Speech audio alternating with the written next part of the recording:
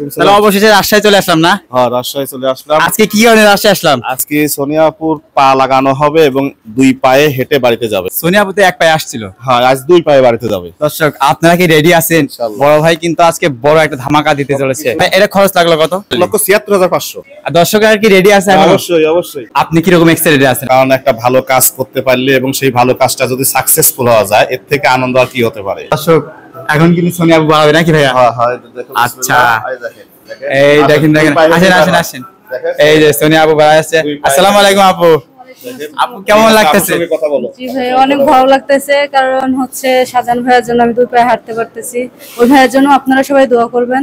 আচ্ছা, বিশেষ করে আপু কিন্তু আসার সময় 1 পায়ে আসছিল, বাট এখন আপু 2 পায়ে হেঁটে যাবে। আপু আপনি একটু হাইটে দেখা দেন তো দর্শকদেরকে। এই যে দেখতে পাচ্ছেন আপু কিভাবে হাঁটছে। আলহামদুলিল্লাহ, শুকরিয়া আদায় করি। আপু কিন্তু অলরেডি হাঁটা শুরু করে দিয়েছে। এরকম ভাবে কিন্তু আপু হাঁটছে। আগে কিন্তু আপু এরকম ভাবে হাঁটতেছিল না। তো আপু, শাহজাহান ভাই আপনাকে এই পাটা দিল, শাহজাহান ভাইয়ের জন্য দোয়া রাখবেন। এন্ড বিশেষ করে বড় ভাইয়ের জন্য, বড় ভাই অসুস্থ, আর তো আসার মতো পরিস্থিতি ছিলই না।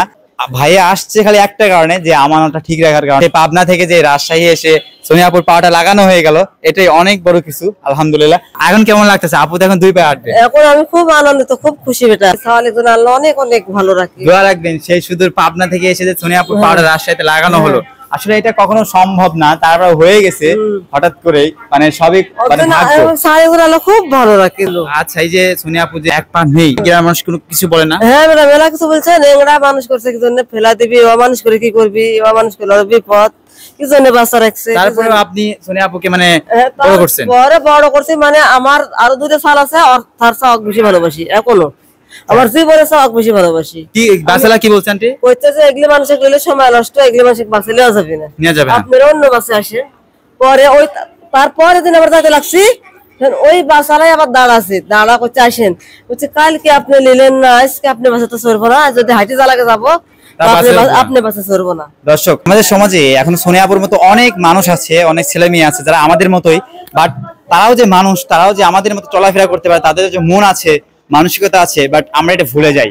আসলে দিন শেষে কিন্তু আমরা সবাই মানুষ। আপুর তো মানে পা কেটে গেছে ট্রেনে, অর্থাৎ গরিব সংসারে জন্ম নিলে কিরকম স্যাক্রিফাইস করতে হয়, তার থেকে এটাই আপু ভালো জানে।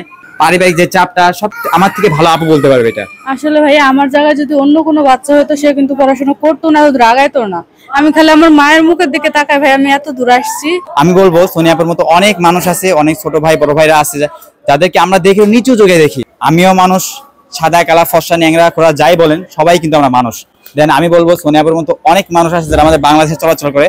আন্টি যে কথা বললো যে গাড়িতে তুলবে না, এটা কোন ধরনের কথা বলেন? মানে আমরা মানুষকে মানুষই মনে করি না। দেন আমি বলবো সোনিয়াপুর জন্য শুভকামনা রইলো। আলহামদুলিল্লাহ, আপু কিন্তু অলরেডি হাঁটা শুরু করে দিচ্ছে। যাক, আপুর জন্য অনেক অনেক ভালোবাসা। আপু যে মানে হাঁটতেছে ঠিকভাবে, আলহামদুলিল্লাহ। আপনারা দোয়া করবেন সোনিয়াপুর জন্য, আর বিশেষ করে শফিক ভাইয়ের জন্য, বিশেষ করে সৌদি প্রবাসী আপনার শাহজাহান ভাইয়ের জন্য সবসময় শুভকামনা থাকবে।